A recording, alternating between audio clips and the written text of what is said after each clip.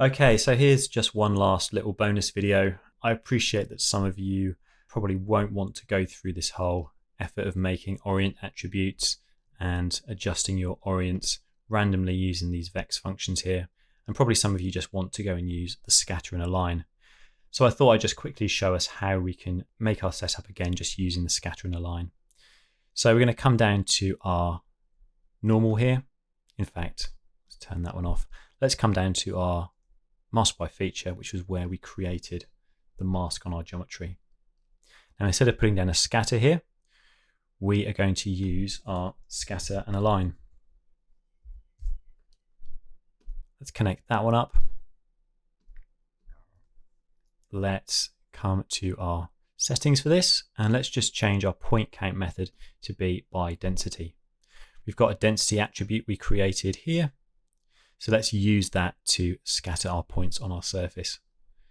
So the density attribute we will enable, and let's just make that be density. We're going to bring up our density scale by quite a lot. In fact, right, 10,000 here is going to give us an equivalent of about 3,000. So maybe we go to about 12,000 here. And we're getting close to sort of 3,600 points, just getting close to what we had before. We can also use our coverage attribute to kind of adjust the overall spacing. And on our scatter object, that was kind of controlled down here with the relax iterations.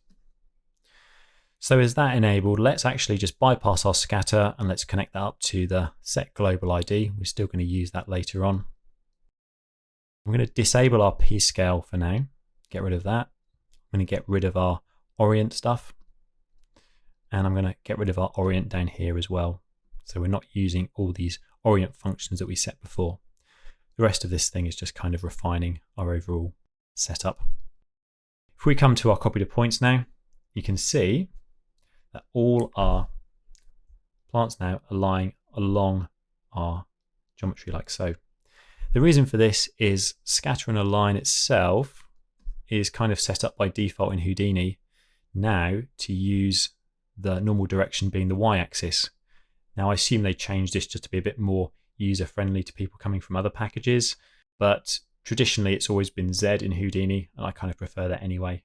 So I've modeled all my stuff in Z, so I'm going to set my normal direction to be back to Z. And I'm going to set our forward direction to be X, which is essentially like our up vector. So with that enabled, we now see we have all our plants sticking out. It's given us a default P scale. I'm just going to go back up to the top here. I'm just going to enable my attribute adjust float, which was setting our P scale manually. I'm going to do my random increase of P scale, which is going to give us a few more. And there we go. Now, all these are kind of facing in the same direction. So if we come to our scatter and align, you can see we've got controls here now for our min and max angle.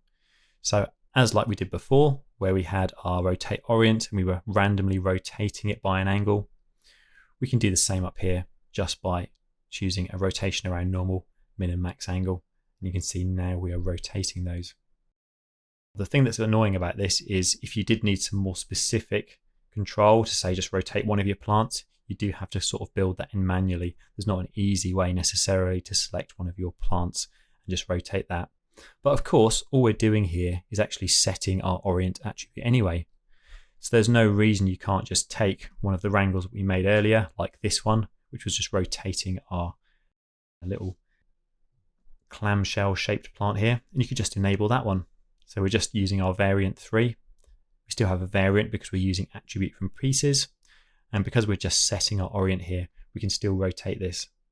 So it's a nice thing about Houdini, you're just setting attributes so you can use your own custom setups even with sort of like the more standard Houdini tools as well. So some of this stuff might be better, I feel, for maybe some people who don't want to get too deep into the orient and programming stuff yourself, but if you do want that sort of absolute control, then I think this is pretty cool too. So hopefully that's helpful.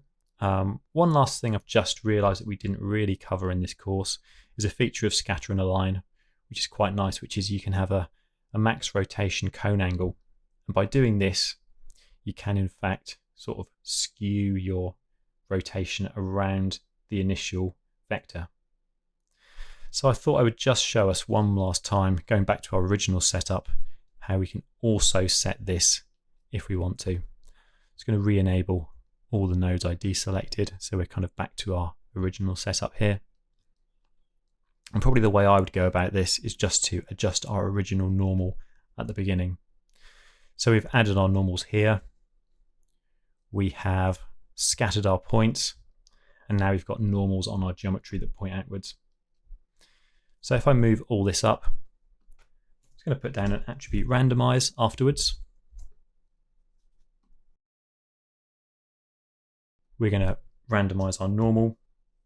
For our distribution, I'm going to use direction or orientation, and I'm going to bias towards direction. I'm going to use our current normal. So you can see if I switch between the two and I actually enable our cone angle and set this back to 0, this is now essentially the same. But we now have the ability to use our cone angle to skew our normal angle like this.